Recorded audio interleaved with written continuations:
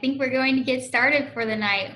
Welcome to the Kansas Junior Livestock Show Lead Challenge. My name is Brittany Grother, and I serve as the Lead Challenge Competition Coordinator.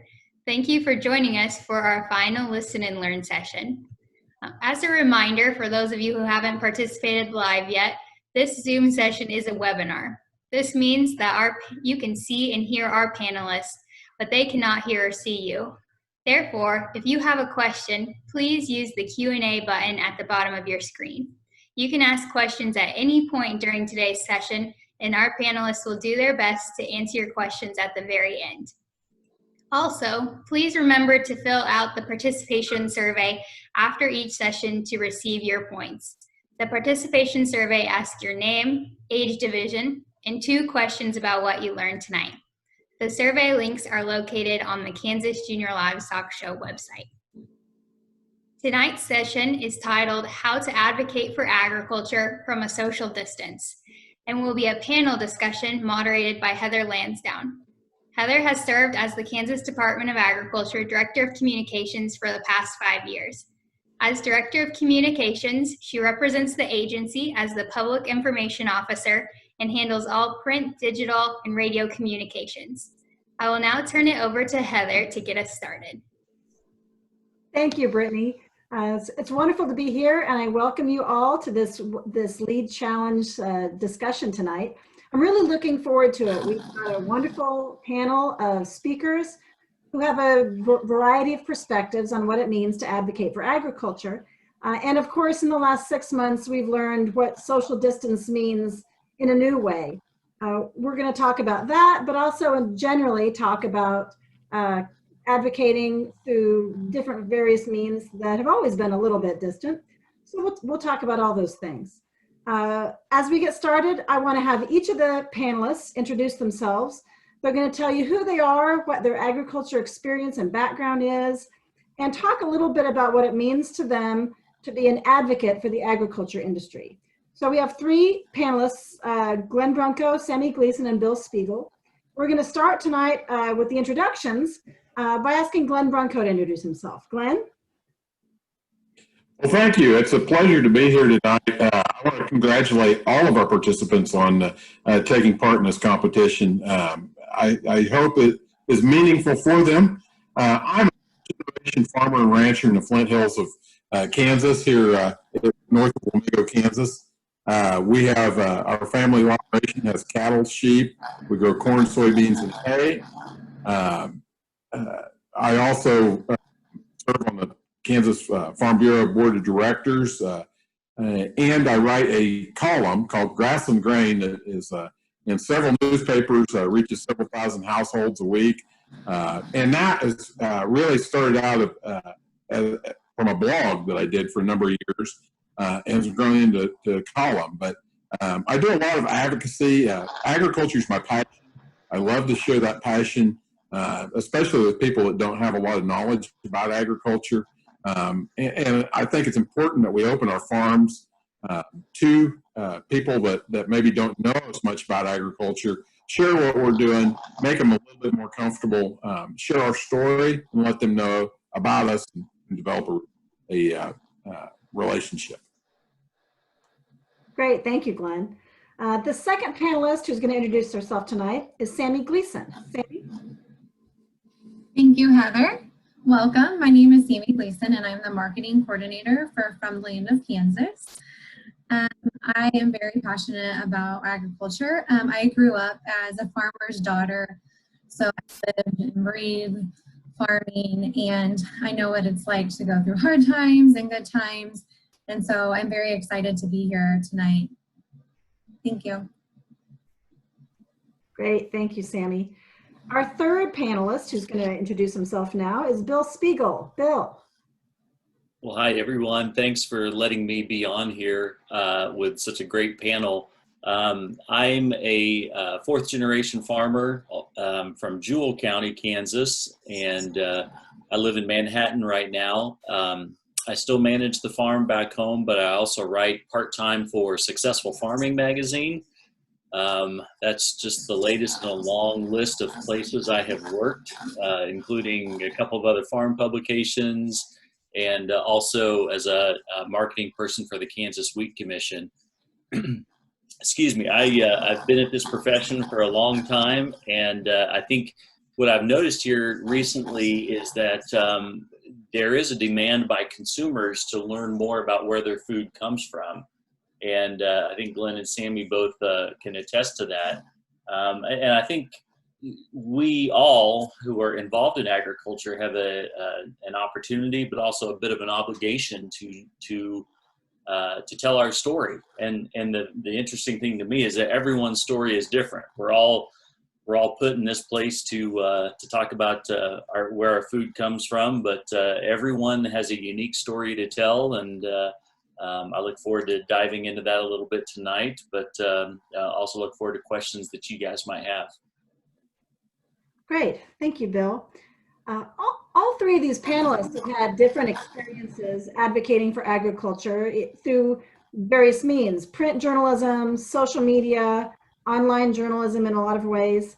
But of course, all of those online resources have become more important and more meaningful over the last 6 months or so, because we've all been home, and those have been ways to communicate that we've relied on in a stronger way than we ever have before. So we're going to talk about that a little bit at the beginning tonight, and I'm going to start by addressing Glenn with a question. Glenn, talk to us about how are you advocating for the Kansas agriculture industry during the pandemic when you can't be with other person? You talked about getting people on your farm. We can't do that right now. So how are you advocating when you can't be with other people in person right now? Glenn, I think you're muted. Got ahead of myself there just a little bit. There are a lot of people that would like to mute me, but no, I think that social media is our next best bet if we can't do things in person. And in some ways, it's probably our best avenue. When we were experiencing some of the food shortages, where we're seeing empty shelves, I did get on and did a video from the calving pasture, just letting people know that we were out here working, but there was plenty of food in the pipeline, that it was just a temporary glitch. But, I just think it's important that we open up our farms, whether that be in person or we take a camera out. Now, I'm about the worst person in the world to do it. I have to have one of my kids help me with it. And then they roll their eyes a lot of times at what I do. But, it's important that we develop the relationship with those people outside of agriculture, so that they trust us, they know what we're doing, they know why we're doing what we're doing. Explain to them in simple terms why you're giving that shot, why you're catching that calf to give it a tag, why you're planting things at a certain time. Just those simple everyday processes. That's what really got me started on this advocacy journey. I started a Facebook page, and because I'm kind of a compulsive person, I started putting pictures of our farm, and I had people ask me about what we were doing, and they were really interested in it. And there were people I thought knew about agriculture, and from that point on, I thought it was important that we share what we do with everybody out there that might log on and look at what I post. Glenn, have you been doing videos like Facebook Live videos or other kinds of videos? I've attempted it. As I said, unless I've got one of my kids with me, it's been a little rough. But yes, I did attempt it. I tried a Facebook Live video. I did some YouTube stuff. None of it was there were a couple that people jumped on and looked at, but like I said, my kids kind of rolled their eyes at it. But the idea is just getting out there and trying it. Great. Yeah, thank you. I know that Sammy has done some video work. She's been working with the From the Land of Kansas businesses who've had a rough time. Sammy, talk to us a little bit about the From the Land of Kansas businesses you've worked with and what they've been doing to promote their products. People aren't shopping in person as much, and for a while, not at all. So talk about what some of those businesses have done to help promote their products. Yeah, sure. Businesses have had to learn how to adapt to this new world during COVID-19. And like Glenn mentioned, a lot of them are turning to Facebook Live videos. A lot of our members are doing Facebook Live videos. I think it's really important that you make sure the sound, like you have the right equipment when you're doing Facebook Live videos. You could go on and Google, you know, the best equipment that you can have for your phone, and you can still do it from your phone. But I think sound is the most important. And sometimes that's a little difficult when you're walking the farm, but you get that authentic feel. You know, it's personable when you're on the farm with them. So a lot of our members do that. We went to Johnson, Kansas here recently to visit a farm, and we did a Facebook Live out there. We were in the middle of their field with their chickens and their cows, and it was great with the whole family. But it makes me want to help them, knowing, you know, where they come from. And so I think that that's really important, to just that relationship, as Glenn had mentioned as well. And then also just telling your story and where you came from and why you got started, and the visuals of your farm, pictures of your farm. People like to see those pictures. And I'm sure you all know, like, you would rather look at a picture than read a whole long article. So you can tell a story in a visual without having to read a lot. So I think that that's really important too.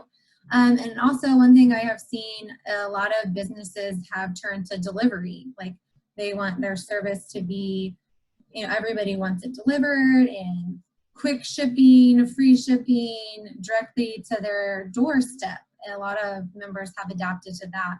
Also, they have changed their websites, they've updated their websites and their Facebook pages to make them look better than they ever have before, because they know that that's their only option during this time.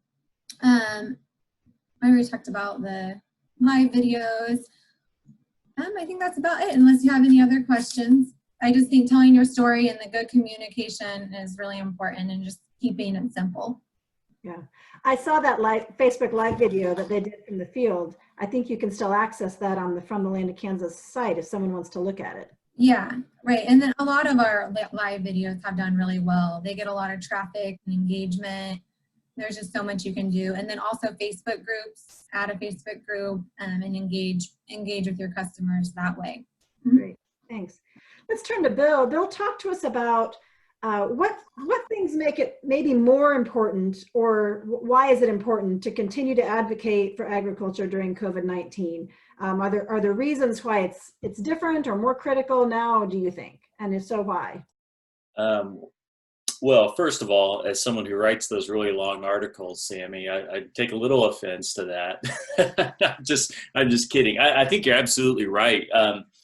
And let me just talk about that a little bit. Back in the day, Heather, when, you know, dating us both, when you and I were in school together, journalism was a lot of long writing, and now our attention spans are so short, and we're so in tune to seeing things on social media that we like to see imagery, we like to see videos, and really long stories just don't cut the mustard anymore. So I think that's a great point.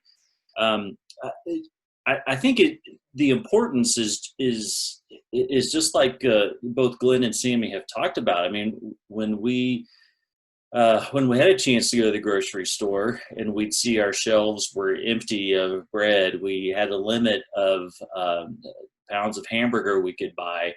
The milk case was empty.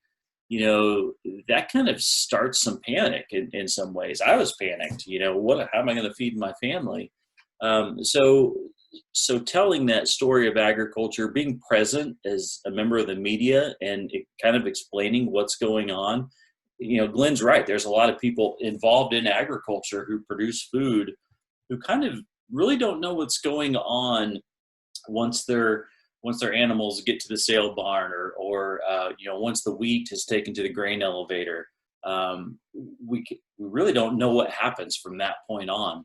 So continuing to be a part of that storytelling, of explaining how things are impacted long term and down the road of the process of processing and the ownership chain is I think really vital, not just to consumers but to farmers and ranchers also.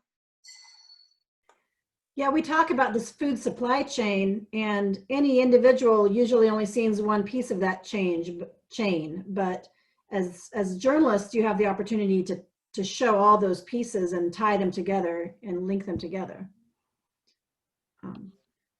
So I want to open it up now to all the panelists and think about some of the things, you've used online platforms now for a while.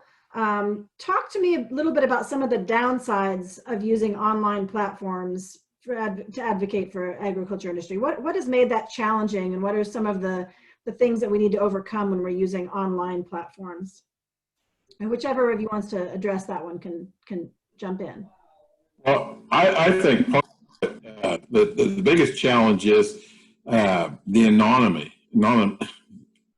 Nobody knows who you are. How's that? Anonymity. Yeah, exactly what you said. But the fact that people can make any comment, they can they can try to pull you into an argument. They can they don't have to be based in fact. And knowing when to respond and knowing when not to respond is important. Sometimes the best thing you can do is just walk away from a fight and not drag yourself any further into it. But I think that personal touch, we've lost that. It's easy to sit on the other side of a computer screen and not view that person as a real person. So we say things and we do things that maybe we wouldn't have done if we were in that room. So, I think there are some traps with social media. And as an advocate, you have to understand that not everybody out there is going to be your friend. And sometimes you're going to get those tough questions. And if you can answer them, answer them. But if you can't answer them, sometimes it's better just to walk away. I'd weigh in on this too, Heather. I think those are good points. And I think one of the things that concerns me about social is it's easy to do, right? I mean, we all have our smartphones. We can go out and we can take video and audio and have some photographs and things like that. And we feel like we're on the positive side of the message, right? But I think that those who are not on the positive side of the message, who don't necessarily agree with us, or maybe even folks who don't really care about telling the truth, also have that same easy access to the same social media platforms. That concerns me as a journalist and as a producer because people don't fact check anymore what they see online. It's hard to fact check what you see online. So sometimes the message is completely wrong, whether it's about food production or politics or whatever, and we tend to agree with the message that we want to agree with and tend not to try and find the truth. Again, that's hard to do. Finding the truth is hard, but I think that's just a trap that we very easily fall into, and just concerns the heck out of me about Twitter and Facebook and Snapchat and so on and so forth. Bill, you bring up a good point, and we have a question that came in, the question and answer about what is an advocate? What does it mean? What does the word literally mean? And I think that also plays into what you're talking about, in that a lot of times when we talk about an advocate, we mean someone who is sharing a message on behalf of an industry or speaking in that industry's behalf. And there's a perception out there that doing that, if you're speaking on behalf of agriculture or an agriculture fan, that maybe you're a biased source. Do you see being an advocate, speaking on behalf of the industry, as a bias? Or how can you differentiate between being a biased source and being a even-minded advocate supporting and defending and promoting the industry? That's a really good question, and certainly Sammy and Glenn have a lot to weigh in on here too. But I think it's impossible to be perfectly objective in anything that we do. As for me, as a media person, I strive to be objective, but we all have our biases, right? I mean, I think it's just really impossible. And I'd be interested to hear what the others have to say. Anyone on this call, because try as we might, we're all human, and we all believe what we believe. No, I agree, Bill. And we're passionate about what we do. And passionate means that you're somewhat biased, but I also think it's important, and I try to see the other side of the issue. I try, before I put anything out, I try to understand what somebody that doesn't agree with me might think of that issue, or the way they might perceive it or see it. One of the things I thought about as we were talking is to make sure when you see something on social media, don't just have a knee-jerk reaction. Don't just respond to something without putting a lot of thought into it and how it might be perceived by the person you're responding to. As an advocate, I feel like it's my duty to get out what we know is the truth, and to make sure that people understand why it is that I do what I do. But we also have to understand that people can disagree with us, and we need to be as civil as we can be. And the minute you can't be civil is the minute you need to walk away. Sammy, do you have anything to add on this discussion of being an advocate? Yeah, there's a lot. I agree with both of them. Walk away, think about what you're going to say. Don't respond right away, because that's never good. Think through your thoughts. Don't use your emotion.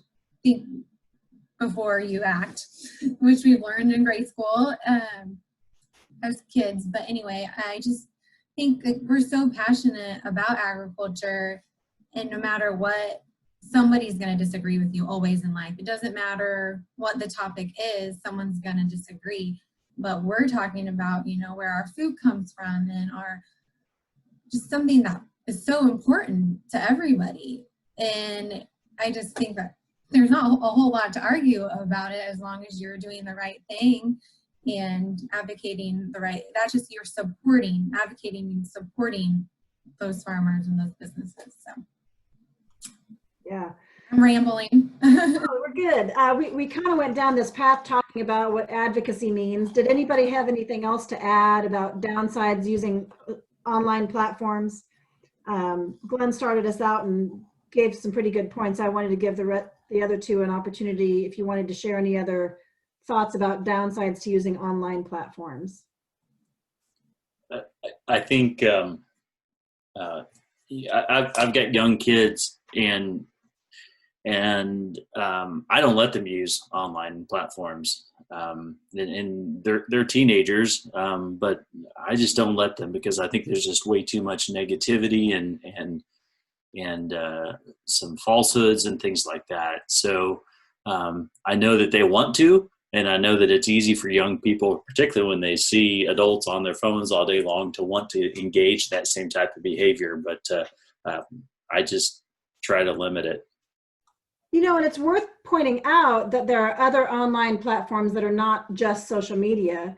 We kind of take websites for granted, but there are some websites that can be very helpful and productive and educational in really positive ways as well. That would be considered online, but avoids some of the pitfalls of social media specifically. Mm-hmm. Yeah. But they involve a lot of reading, so watch out for those. Yeah, I didn't mean don't read and write. Definitely write and read. But there are a lot of YouTube videos too that you can watch out there and learn from. You can learn so much from it. Just depends on what kind of topic you're looking for, but there's a lot of videos out there that you can watch and are good resources too. When we get to the end of the prepared questions, I'm going to ask all the panelists to share with us some of their favorite resources, whether it's someone they follow on social media or a website or a YouTube source. If you've got something that's ag specific or ag related that you would recommend to these young viewers, participants that are, upper elementary, middle school, high school age.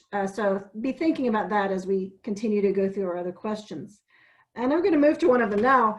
And one of them is, what are some tips for advocating for agriculture online that our participants can use themselves. What tips would you give to young people?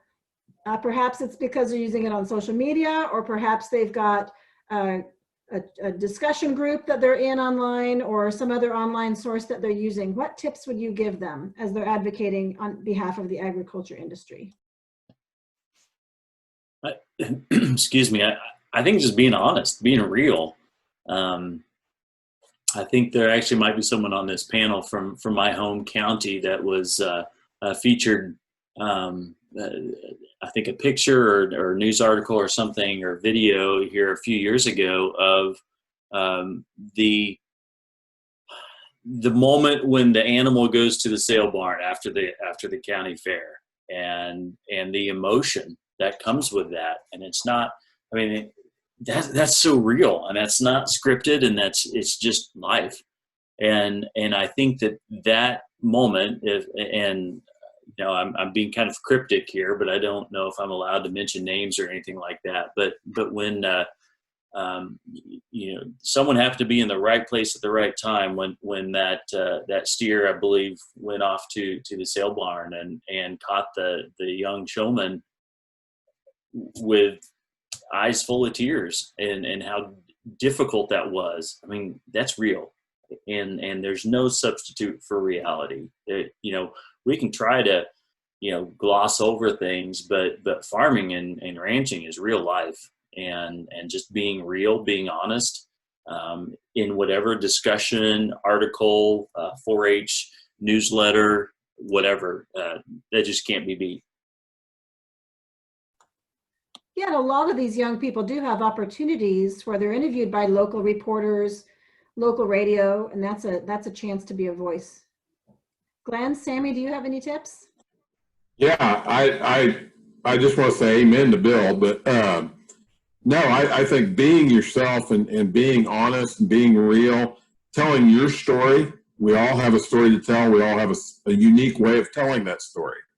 I think sometimes we get caught up in thinking, to be a true advocate for agriculture, we have to be like the Peterson brothers or Farmer Derek, or name one of the Shark Farmer, any of those people that have a large following. But in reality, you're doing just as much good if you're in a Snapchat group or any kind of a discussion group with your friends, and you talk about what you're doing on the farm. And I'm like Bill, make sure you talk about the good and the bad. And I mean, we have good days, we have bad days, and I like to share my bad days with people too, so that they know it's not all roses and puppy dog tails. But there is a lot of great things we do. We produce 18% of the world's beef with 8% of the cows. I mean, American agriculture is incredible, and we have an unbelievable opportunity right now, with the focus being on our food. I think people want to know farmers, and they want to believe farmers, and they want to like farmers, and so this is our chance and our opportunity and our window to share, whether it's with your own group of friends and your family or a larger group, but to start with the people we know and be yourself. That's the biggest thing.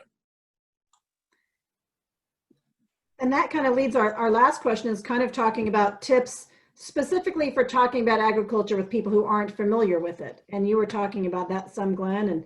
And Sammy, do you have any other tips about how to advocate, and specifically with those who are not familiar with agriculture?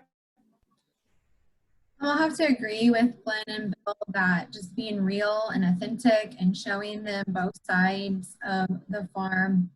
I don't know, I just think that farming is more popular than ever right now because people are showing the farm. Like when I was young and in school, I never saw photos and videos of what was really going on a farm. And I think that that's so cool that we have that opportunity, technology, to do that now. So just keep showing those videos and those visuals and being real. Right. Anybody, any other things you want to add, Bill or Glenn, about talking directly with an audience that doesn't know agriculture? You both talked about it a little bit. One of the things that was hardest for me to learn was to make sure you eliminate some of the jargon that we take every day. I have a good friend that is from the big city and or more urban setting, and I, for a while when I first started being an advocate, I ran things past her, and she'd say, you know, what do you mean by a squeeze chute? What do you mean by you know, any number of a different terms that we use. So, you know, be aware of that as you post things. That's good. Heather, if I could just add, I've had some unique opportunities to visit with folks, you know, who aren't from a farm. I married someone who didn't grow up on a farm, and thus inherited an entire family of non-farmers. And sometimes I'm like everyone in this industry. I'm passionate about growing things. I'm passionate about our natural resources and things like that. I tend to get a little excited, a little too passionate sometimes when I'm trying to talk, but I also try to take the time, you know, to break down some of these fairly difficult concepts to understand. And you know, it sounds rudimentary, and it sounds like it takes a long time to explain, okay, here's what a combine's doing out in the field right now, or you know, here's why we're rotating the cows, you know, in our cover crop field. But I think that doing that, it helps me connect again with why I'm doing the things that I'm doing, in addition to trying to kind of make things easier for non-farmers to understand. Okay. So we've reached the end of our prepared questions, and before we move to the Q&A, I know we do have a couple of questions on the Q&A. I want to encourage all of you out there to add questions if you have some, but let me go back to the panelists and do what I warned and say, let me know, what's your favorite resource? What's your favorite website or person that you follow on some kind of social media or YouTube videos? I know you mentioned the Peterson brothers, and I hope everyone has found the Peterson brothers and the fun they have with agriculture. What else would you recommend that young people look at? I guess I didn't turn my microphone off, so I'll just dive in here. So I know that we have some young, like really young people here on the call, and I know even at a young age, I think things are a little bit different now, but I just read all the time, the newspapers, the magazines. I mean, Saturdays were great because all the farm magazines came. Tuesday was awesome because the Grass and Grain came. Just those are still my favorite go-to resources. The farm publications, particularly Successful Farming, are just great reads, and I love them. And those are my go-to places. Yeah, and most of those are online now too. So kids can get those resources online via social media, Successful Farming. So that's a good resource too. Glenn, you have any you want to recommend? Yeah, you know, one of the things I forgot to mention, that I was an extension agent for 19 years. So research-based is always one of my top things. Department of Ag websites, anything that you can verify and know, university websites, those things are always important, especially if you're looking for facts to back up maybe what you're trying, your message. Otherwise, I like a good entertaining website, you know, whether that's the Peterson Brothers. I recently found The Shark Farmer. I love The Shark Farmer. If you haven't seen that yet, he's a great advocate. Brings in a lot of great guests too. But yeah, just find. I also have a group of friends that when I have a question or you know, have a problem, I can go to and say, hey, have you guys seen this? Have you done this? Give me some ideas. Just a group from around the United States that I've put together over the years of being an advocate. That's great. I have also friends like that too, and some of them are on this call. I'm going to open it up to Robin Bloom, who has been monitoring our Q&A, and ask Robin if there are some questions that we want to bring up at this time to ask the panelists. What do you got, Robin? Been coming. So the one question I think we basically kind of answered here, but I'll still ask it, is there a service that is better? Like, I'm guessing a social media platform, they're asking, is there one that's better, like Facebook or Instagram, for advocating? I'll answer that one. It depends on what demographic you're trying to reach. So Instagram, I see a lot of more younger kids, high school kids on Instagram, and then Facebook is just everybody. More people have Facebook, but I think Instagram is going to keep getting more popular and popular. So I think that it just kind of depends on who you're trying to advocate to. That's Great. good. What's next, Robin? Yeah. So the next question says, my mom runs a small grocery store that is owned by my school. One of the main questions they get asked about are if our beef is antibiotic free. How would you speak to someone in this regard on this issue? We give regular shots like blackleg, etc., to keep our cattle healthy. I don't know if Glenn, maybe that might be a question you might like to answer. Yeah, the answer is all meat's antibiotic free. And just explain to whoever's answering the question, I've had this a lot when selling meat. You know, we use the proper medicine in with the guidance of our veterinarian, but every ag producer I know of follows those withdrawal dates, withdrawal guidelines, goes above and beyond to make sure that there is no antibiotics. On top of that, then you know, the whole process is monitored and tested, and so the meat that you get in the grocery store is antibiotic free no matter what. So that's an easy question. You know, it's all antibiotic free, but you need to make sure as you give that explanation, don't do it in a way that's condescending or you know, a way that you know, you need to make sure that you're understanding of that question when you answer it, and do it in a polite, thoughtful way. I think there's a question kind of along that line, isn't there, Robin? There's a question about, well, there's actually a couple that we could follow up through here, of what if I don't know all of the answers? You know, the biggest thing is to admit you don't know all the answers. I think people appreciate honesty more than they appreciate you trying to bluff your way through it. I know anytime I don't know, I say, I don't know, and I'll try to find that out for you, or we'll look it up, you know, but be honest. I'd certainly agree with that. No one knows all the answers, and anyone who says that they do, don't believe them, because no one knows everything. But that's also an opportunity for whoever's asked these questions to say, hey, you know, I don't know the answer, but let me do some research and I'll get back to you. I think that's a great way to address that.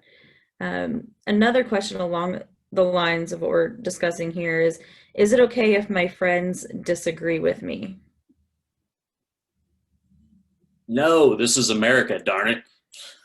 Yes, absolutely. This is America. No one's going to agree on everything. And I think that's one of the challenges that we face today is if you don't agree, it's easy to you know, just automatically dislike someone. But that's not the case. That's what makes the world go around, to be able to disagree with each other and still be friends. If you disagree, don't be disrespectful. Everyone is entitled to their opinion, and just agree to disagree, I think, is what my parents always used to say.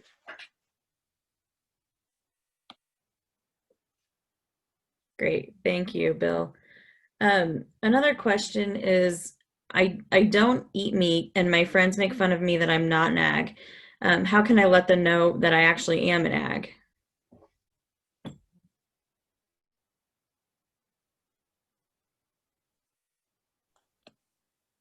So Robin, the question is, the person is an agriculture person but doesn't eat meat, and so their ag friends are challenging whether they're a true ag person because they don't eat meat? Yeah. Well, I think that's a tough one, because in agriculture we all tend to eat meat and enjoy it, but again, it's up to each individual person, right, to do what you want to do, and I guess I would hope that my friends would understand that I don't always have everything in common with them, that there's some uniquenesses about each of us that don't make us wrong, don't make us right. We're just human beings, and we're all different. It's probably not the greatest answer.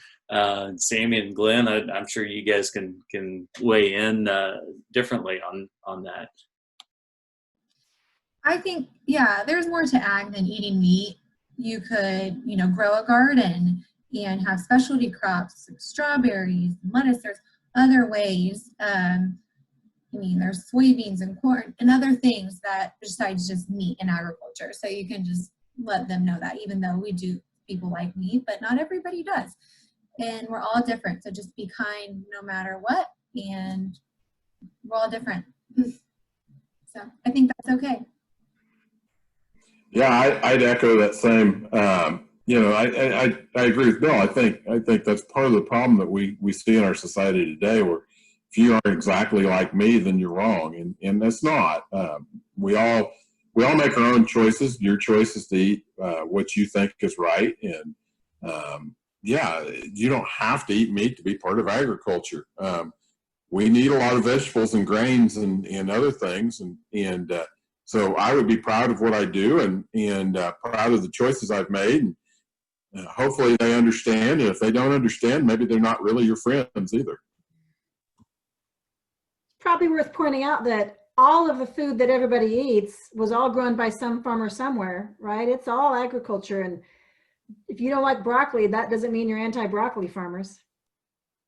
That's true. And great points on from both Glenn and Sammy, and I think Sammy, be kind. I wish we all could just hear that message every day and live that message.